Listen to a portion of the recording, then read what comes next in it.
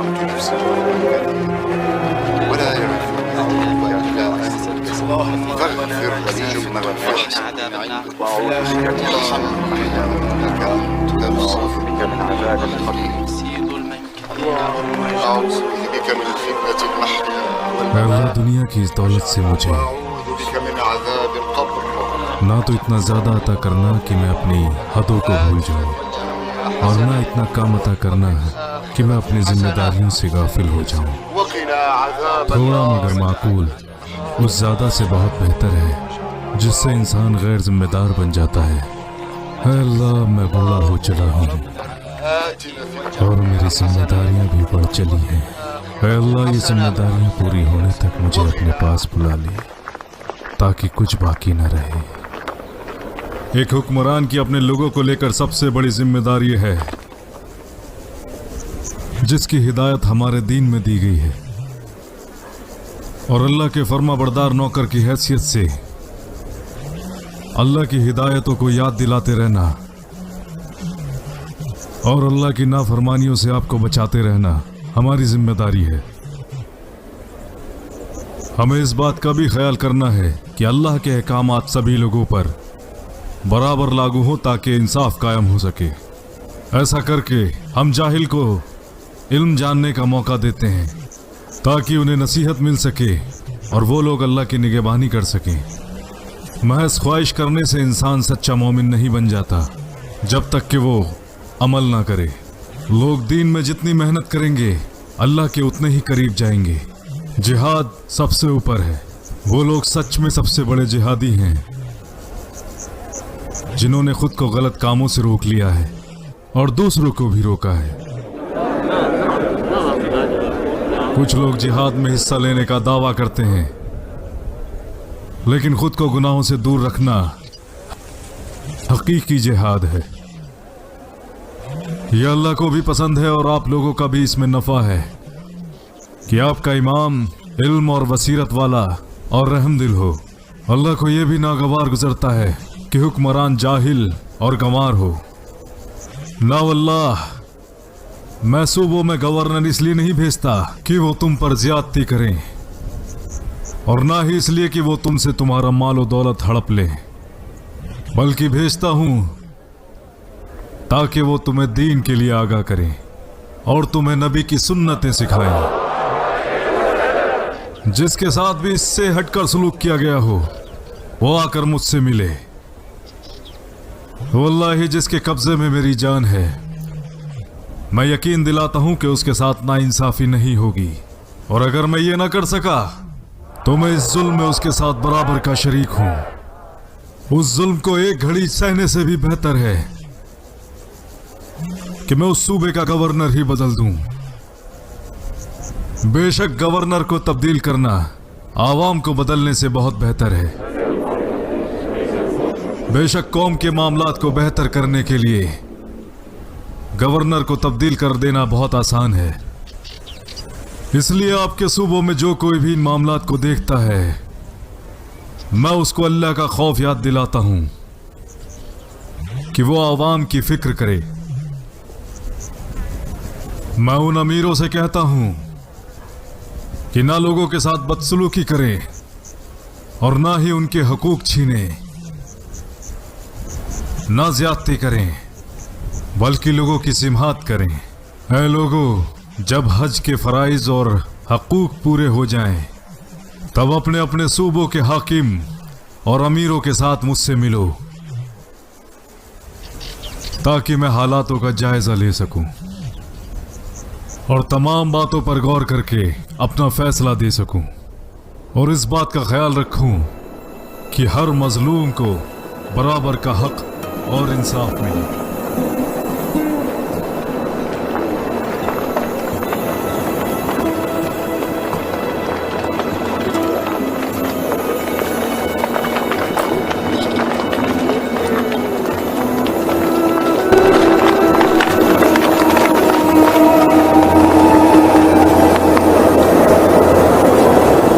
क्या हम यहाँ रुकेंगे या अमीरुल मोमिनीन?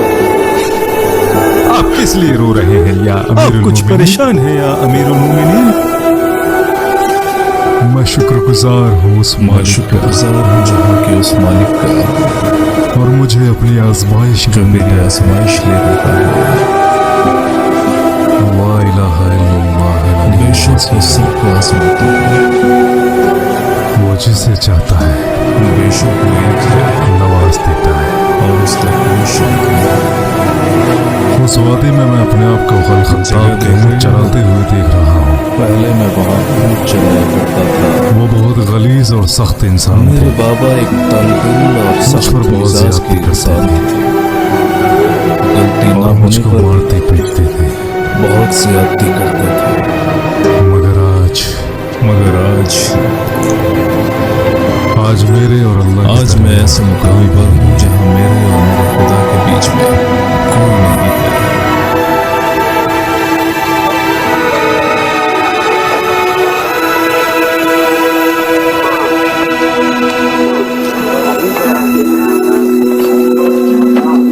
नबी के मिशन से 6 साल पहले नबी के मिशन से 6 साल पहले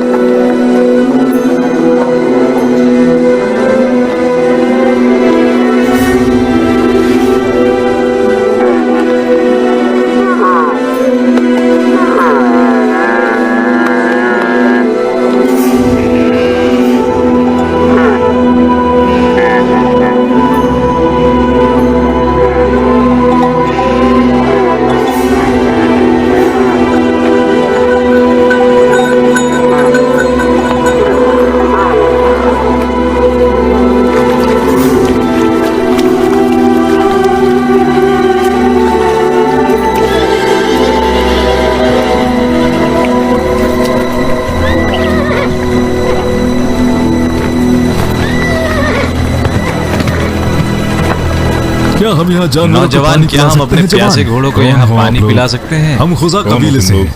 हम खुजा कबीले से हैं।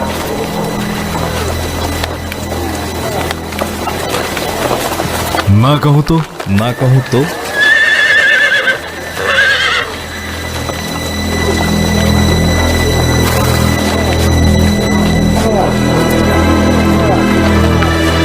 हम चले जाएंगे। तो हम यहाँ से शायद चले कोई जाएंगे। करीम इंसान शायद कोई नेक हमसे इंसान कहकर हमारी आ जाए। मदद कर दे।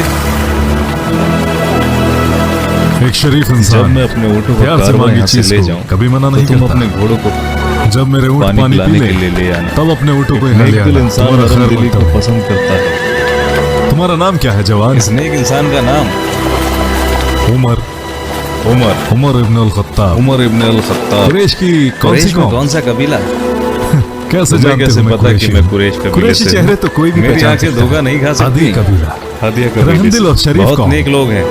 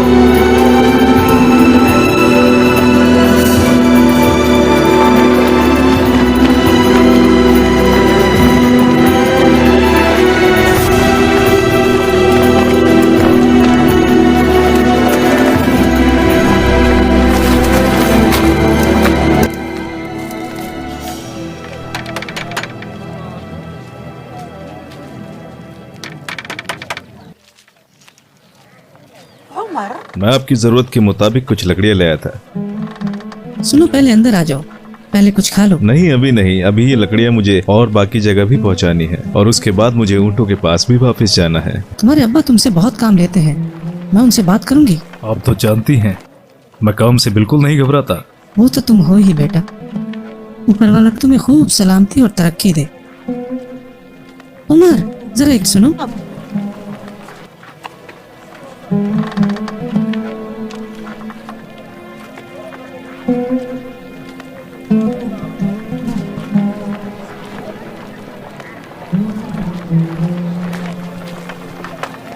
ये कुछ खजूरें हैं, रख लो, रास्ते में तुम्हारे काम आएंगी।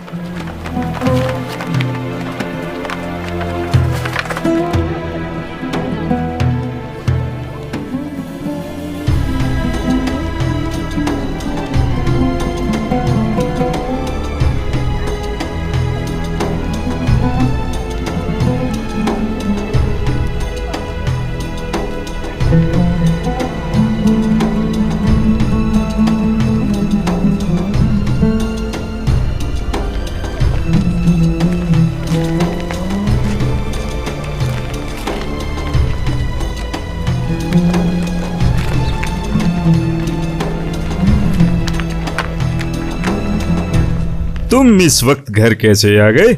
ऊंट कहाँ है? मैं अपनी खालाओं के लिए कुछ लकड़ियां लेकर आया था। ऊंट कहाँ है?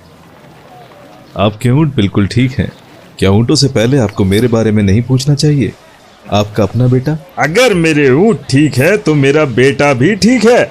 तो मुझ पर भरोसा रखिए, आपके ऊंट मंजानन घाटी में बिल्कुल ठीक हैं। मैंने उनको तब तक नहीं छोड़ा जब किसने कहा तुम्हें यहाँ आने को? कोई और उन्हें लेके भाग गया तो? कौन ऐसी जरूरत करेगा जब उस पे आपका अपना निशान मौजूद है। अल खत्ताब का वो रुतबा नहीं रहा जो उतबा इब्ने रबिया का है, या अल वलीद इब्ने अल मुगीरा, सरदार मखजूम, या तो क्या हम कुरैश कबीले से नहीं हैं, जो सभी कबीलों का सरदार है? सही कहा। मगर जब से सारे अरबी हमसे दुश्मनी रखने लगे और हमारे लोगों ने हमारा साथ दिया, तब से हमारी स्थिति पहले जैसी नहीं रही। अब ऐसा रुतबा या तो हाशिम कबीला या मखजूम कबीला या जुम्मा कबीले का है। और वैसे भी लोगों का रुतबा या तो उनकी माल दौलत या तिजारत से बढ़ता है। और अगर तुम यहाँ खड़े रहकर मुझसे बहस करोगे और तुम्हारे बाप के ऊँट कोई और ले गया तो? आपने अभी दौलत और तिजारत की बात कही, क्या मैं कुछ तिजारत कर सकता हूँ? क्या कहा? तुम तिजारत करोगे? पैसा कहाँ से लाओगे? अपने अब्बा से, यानी अल खत्ताब। अल खत्ताब का पैसा मरते दम तक अल खत्ताब का है और इसमें कोई भी शरीक नहीं है। और तुम्हें क्या लगता है तुम्हारा बाप सोने और चांदी के खजाने पे सोता है? आप मुझसे हमेशा एक नौकर की तरह पेश आते हैं। क्या मैं आपका बेटा नहीं हूँ? अगर तुम मुझसे यहाँ खड़े रहकर बहस करते रहोगे और मेरे ऊँट कोई और चोरी करके ले गया तो जान लो तुम मेरे बेटे भी नहीं रहोगे। मुझे सारी रात उस घाटी में गुजारनी है, तो क्या मैं कुछ खाऊं भी ना? और रात के लिए भी मैं कुछ बांध के लेके जाना चाहता हूँ। क्या तुम पागल हो गए हो? अगर यहीं रहकर आराम करते रहोगे तो वहाँ घाटी में कब पहुँचोगे? आपको नहीं लगता मैं इतनी दूर का सफर तय करके मक्का पहुंचा हूँ? कम से कम मेरा नहीं तो इस गधे का तो ख्याल कीजिए, इसको भी आराम की जरूरत है। तुम आखिर यहाँ आए ही क्यों थे? क्या मैंने कहा था तुमसे तुम अपनी खाला के लिए लकड़ियाँ लेकर आओ? क्या मुझे अपनी खाला की बात नहीं माननी चाहिए थी? तुम्हें अपने बाप की बात माननी चाहिए थी। वो हमसे अलग तो नहीं है। मैंने अगर अपनी खाला की बात मानी तो इसका मतलब ये। यहाँ से जल्दी जाओ, जाओ। अगर आपको एतराज़ ना हो तो मैं कुछ अर्ज़ करूं अब्बा जी? क्यों ना आज रात आप उमर को यहाँ आराम करने दीजिए और इनकी जगह मैं जाकर ऊँटों को चरा के आता हूँ। तुम ऊँटों को चराओगे? आप मेरी तारीफ कर रहे हैं या मजाक बना रहे हैं? दोनों में से कुछ भी नहीं। लेकिन जो तुम्हारा भाई कर सकता है वो तुम नहीं कर सकते, और जो तुम कर सकते हो वो तुम्हारा भाई नहीं कर सकता। जो अपनी जबान का पक्का है उसे कभी नकारा नहीं जा सकता, और जो मजबूती के साथ अपने पांव जमाता है वो कभी लड़खड़ा नहीं सकता। और जो मौत से डरता है मौत उसे उतना ही डराएगी। अगर किसी के पास दीन और दुनिया की दौलत है और वो अपने लोगों की ही मदद ना करे, उसका हश्र बहुत बुरा होगा। अरे तुम इतनी रात को यहाँ क्या कर रहे हो? कोई बुरी खबर लाए हो क्या? मैं तुम्हारे खाने के लिए कुछ लाया था। तुमने इतनी दूर का रास्ता तय किया सिर्फ मेरे खाने के लिए, पर मैंने अपनी भूख शांत कर ली है। सच बताऊं तो मैं रोज़ रोज़ की उन मीटिंग से उकता गया था। वहाँ सिर्फ हमारे पुरखों की तारीफ़ें और तिजारत की ही बातें होती हैं। यहाँ तुम बिल्कुल सही जगह बैठे हो, सिवाय इसके कि अल खत्ताब तुमसे बहुत काम लेते हैं। मैं काम से नहीं घबराता। खुली जगह में जीवन आपको तेज विचार, दृष्टि, शुद्ध भावनाओं और निर्विरोध प्रकृति की स्पष्टता देता है। यदि आप पशुओं के झुंड के साथ काम करते हैं तो आपको पता चल जाएगा कि उन्हें उचित व्यवस्था की जरूरत है।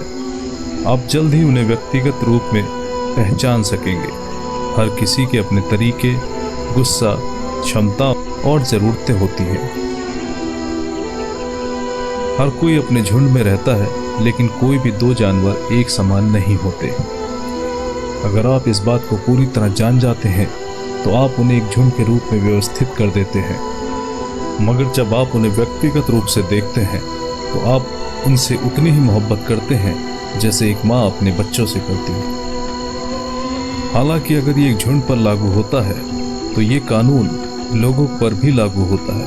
उनका जीवन तब तक आगे नहीं बढ़ सकता जब तक उनके मामलों की व्यवस्था करने के लिए ऐसे लोगों जो उनके जीवन को एक सही राह पर ले जाए। एक भेड़िया केवल एक भेड़ को अकेले देखकर ही उस पर हमला करता है। यदि लोग एक साथ रहें तो प्रत्येक का अपना व्यक्तित्व बुद्धि होती है और वो एक दूसरे को व्यवस्थित कर पाते हैं।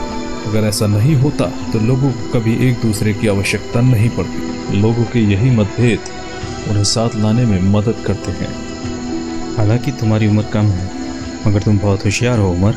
अपने ही लोग तुम्हें आगे बढ़ने से रोकते हैं, लेकिन मैं ऐसा होने नहीं दूंगा।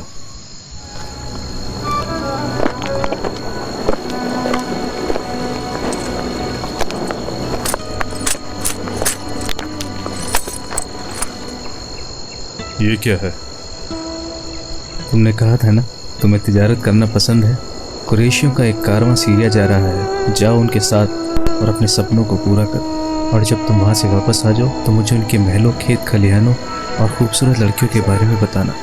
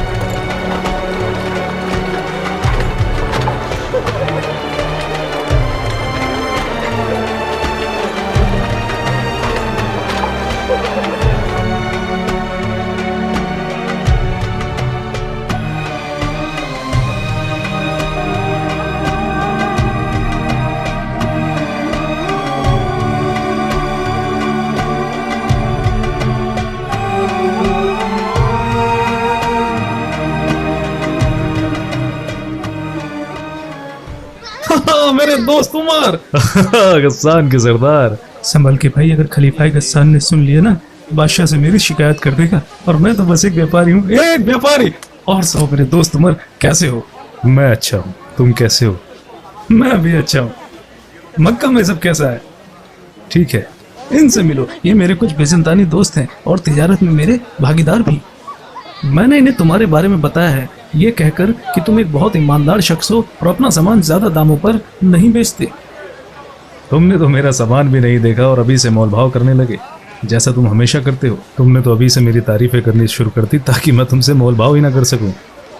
तुम्हें लगता है कि उमर तुम्हारी बातों में आएगा? मैं ज्यादा दाम नहीं मांगूंगा और तुम भी ऐसा ही करोगे। मैं यहाँ अपना सामान बेचने आया हूँ ताकि तुम्हारा सामान खरीद सकूं, और तारीफ के बदले में तारीफ ही मिलेगी। क्या तुम अपने इन बिजांतीनी भाइयों की तरफ से मोल भाव कर रहे हो? तुम्हें तो मेरी तरफ से बोलना चाहिए, क्योंकि तुम और मैं एक ही शहर से हैं। और तुमने सही कहा, लेकिन अब मैंने इनका दीन अपना लिया है और मैं यहाँ का नागरिक हूँ। क्यों ना तुम भी कुछ ऐसा ही कर लो और फिर तुम मेरे दोनों तरफ से भाई हो जाओगे। क्या पता मैं कल तुम्हें बिजांतीनी बादशाह से मिलवा दूं और तुम्हें कुछ फायदा हो जाए। अगर ऐसा होता है तो तुम यहीं रहोगे और मेरे भाई बनकर रहोगे। सीरिया में रहने का अपना अलग ही मजा है। यहाँ के बाग बगीचे और हरियाली अरब की रेतीली जिंदगी से कहीं बेहतर है। बस तुम तिजारत की बात करने आए थे, आओ तिजारत ही करते हैं। ठीक है, तुम क्या लाए हो हमारे लिए? मेरे पास बेहतरीन इत्र, गोंद, खुशबू, खजूर और यमन का कुछ सामान है। क्या तुम अभी सीने में बना हाथी दांत का कुछ सामान लाए हो? नहीं, लेकिन मेरे कुछ दोस्त हैं जिनसे मैं ये ला सकता हूँ। और आबनूस, वो भी।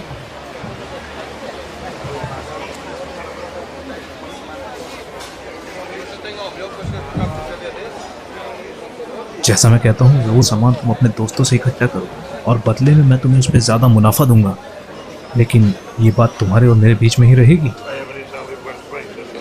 क्या हुआ? मैं तो तुम्हारे फायदे की बात कर रहा हूँ। तुम चाहते हो कि मैं अपने दोस्तों को धोखा दूं और खुद फायदा कमा लूं, जबकि ऐसा करके तुम अपने ही लोगों को फायदा पहुंचा रहे हो। ऐसा करके तुम सारा माल इकट्ठा कर लोगे और उसे मन चाहे दामों पर बाजार में बेचोगे। मैं सिर्फ हक की बात करता हूँ, और अब मैं इस बात का भी ख्याल रखूंगा कि मेरा कोई दोस्त तुम्हारे साथ इस तरीके से सौदा ना करे। अगर तुम किसी के साथ धोखा करोगे तो कल तुम्हारे साथ भी धोखा होगा। क्या तुम्हारे दीन ने तुम्हें यह सिखाया उमर? मेरा मतलब जिन बुतों की तुम पूजा करते हो? अगर मुझे मेरा दीन ने भी ये नहीं सिखाया होता तो मेरी ईमानदारी और मेरे अखलाक इसकी इजाज़त नहीं देते। और तुम्हारा दीन क्या कहता है? क्या पैसा ही तुम्हारा दीन हो गया है? और एक अरबी होने के नाते तुम्हारी ईमानदारी कहाँ गई? या उसे भी बेचकर खा गए जब से इन बिजांतीनी लोगों से जुड़े हो? मुझे लगता है सीरिया में आने से अरबी लोग मुझसे जलने लगे हैं। हमारी हुकूमत अरबों पर भी है और हम सबसे ताकतवर लोग हैं।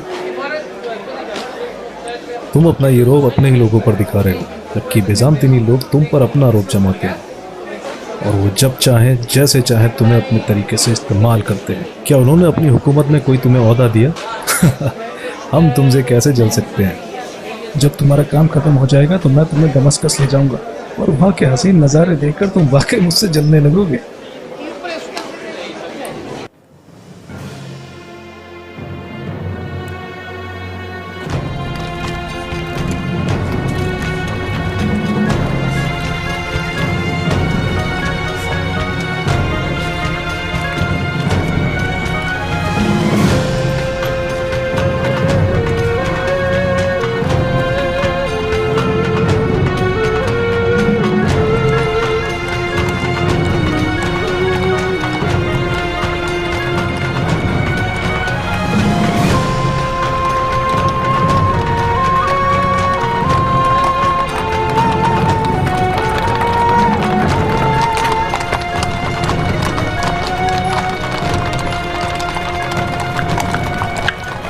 तुम दोनों अंधे हो क्या? देख कर नहीं चल सकते? तुमने उससे कुछ कहा क्यों नहीं? वो एक बिजंतीनी सिपाही है। ओह, अब मैं समझा मुझे तुमसे क्यों जलना चाहिए।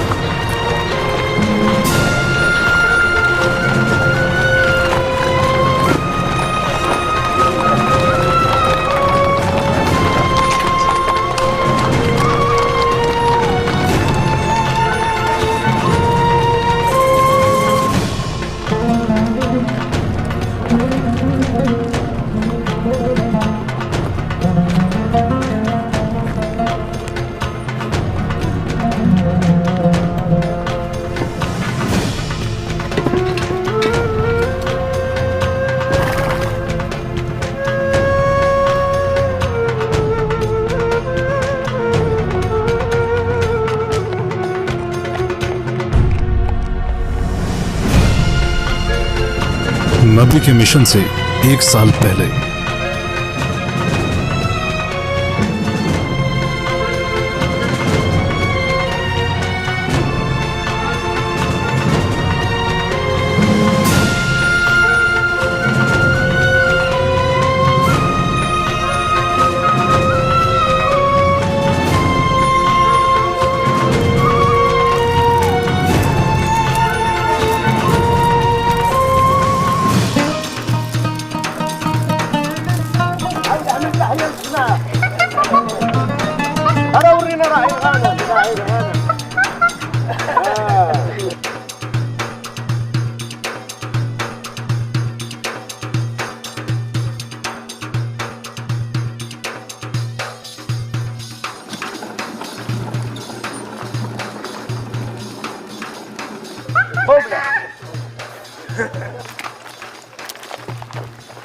क्या 10 दरहम? ये तो बहुत ज्यादा है। यकीन मानो मुझे इस पे सिर्फ आधे दरहम का ही फायदा हो रहा है, बाकी तुम्हारी मर्जी, लो या ना लो। ये कैसा माल बेच रहे हो तुम सफवान साहब? सिर्फ 1 और 2 दरहम के लिए तुम इस हसीना को नाराज कर रहे हो? मालिक, मैं तो बस आपका एक छोटा सा खादिम हूँ, तो आपके अब्बा ने ही मेरे लिए दाम तय किए हैं, इसलिए मैं इन्हीं दामों पर ही बेचता हूँ। ठीक है, इस हसीना को उतने में ही दे दो जितने में ये खरीदना चाहती है, जैसा आप कहें मालिक। अगर तुम इसी तरह अपनी दौलत इन हसीनाओं पर उड़ाते रहे तो एक दिन तुम भी गरीबी में आ जाओगे। इससे मुझे कोई फर्क नहीं पड़ता। जानते हो क्यों? सोने की कीमत हमेशा ज्यादा होती है क्योंकि बहुत कम पाया जाता है, जबकि दूसरी धातुएं बहुत सस्ती मिल जाती हैं।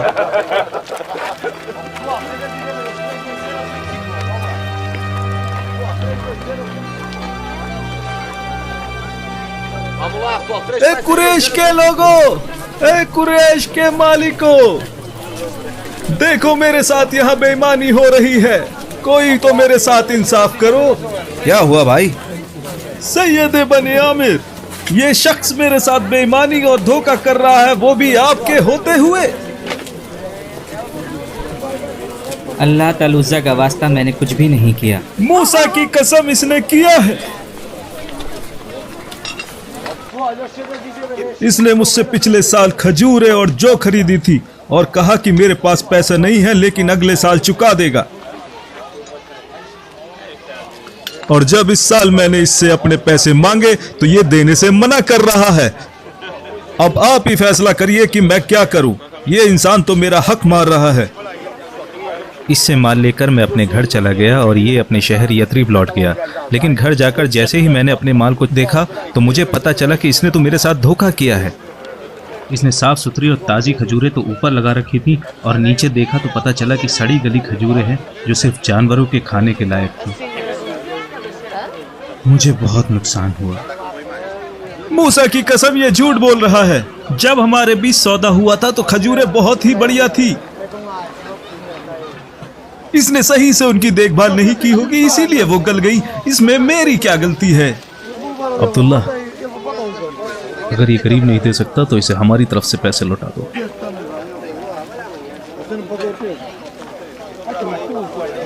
अब ये यहूदी बाहर जाकर ये तो नहीं बोलेगा कि खजरज में जाकर इसका कोई हक मारा गया था। तुम में से जो भी झूठ बोल रहा है उस पर लानत बरसेगी। झूठ बोलने वाला तबाह हो जाए। अल्लाह का वास्ता, अगर अबू जैद ना होते तो मैं आज तुझे यहीं मारता और अपने लोगों को बुलवा के तुझे यहाँ से बाहर फिकवा देता। मुझे मारेगा? तुझे क्या लगता है मैंने चूड़ियां पहनी है? जब वो आएगा तो हम तुम्हें चुन चुन के कत्ल करेंगे, किसी को भी नहीं बख्शा जाएगा।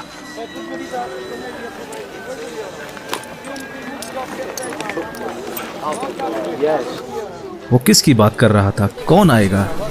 जब भी उनका अरबों से झगड़ा होता है वो उनके आने की ही बात करते हैं, ये सोचकर कि उनकी मदद से वो सभी लोगों पर राज करेंगे, और उनके आने का वक्त करीब आ चुका है। क्या पागल आदमी है।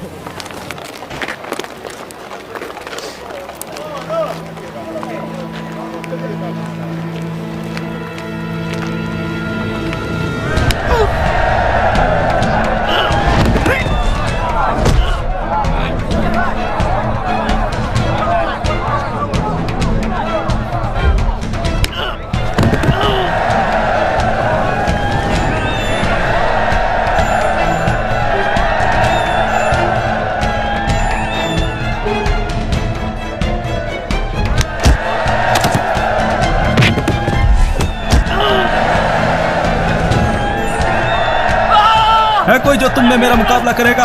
है कोई ऐसा ताकतवर इंसान? है कोई? जाओ, उमर को बुला कर लाओ।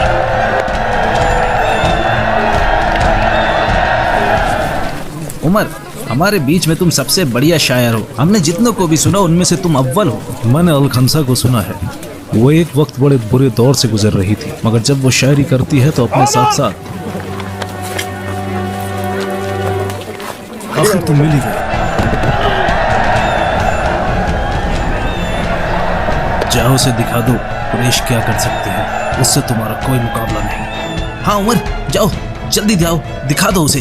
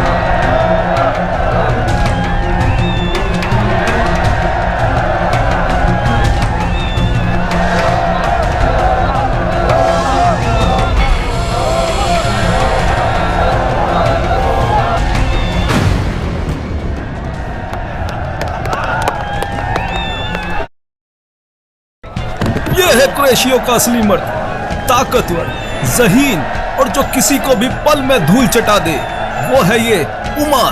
और तुम में से अगर कोई ये सोचता है कि उमर से जीत जाएगा तो आए मैदान में और आजमा ले कौन ज्यादा ताकतवर है। इस इंसान में वो सारी खूबियां हैं जो ऊपर वाले ने हम कुरैशियों को बख्शी है।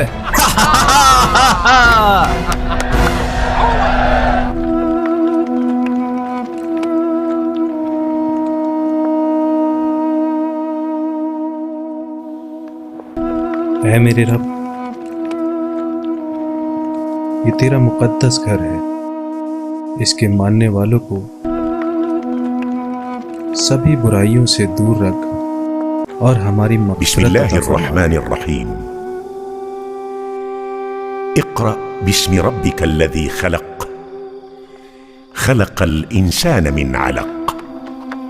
इक़रा व रब्बुकल अकरम, الذي علم بالقلم علم الإنسان ما لم يعلم صدق الله العظيم। चचा बराका इब्न नौफल, आपको घर बुलाया गया है। तुम तो अबू तालिब के बेटे अली हो ना? अगर इस वक्त मुझे बुलाया जा रहा है तो जरूर कोई गंभीर मसला होगा।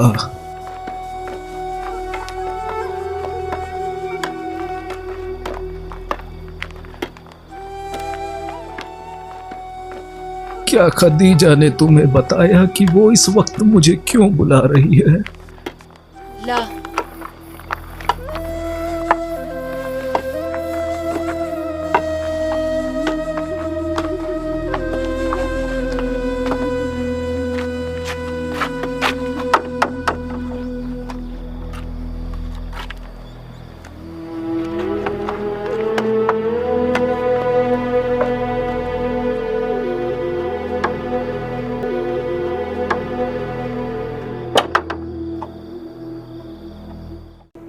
अगर तुम मुझे सच बता रहे हो तो ये वही फरिश्ता है जो मूसा पर भी भेजा गया था। जो भी ऊपर वाले का वो फरमान लेके आया है, लोगों ने उसकी खिलाफत की है। मैं दुआ करूंगा कि ऊपर वाला मुझे इतनी जिंदगी बख्श दे कि मुश्किल की उस घड़ी में मैं तुम्हारे साथ रहूं।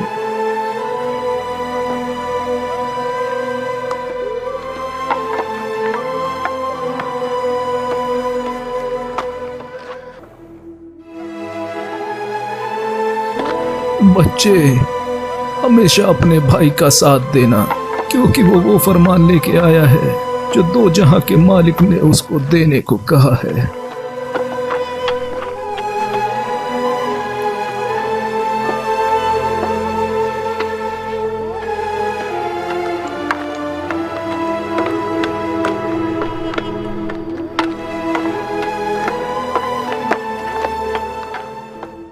लगता है अभी जाते जाते बहुत कुछ देखना बाकी है। बिस्मिल्लाहिर्रहमानिर्रहीम।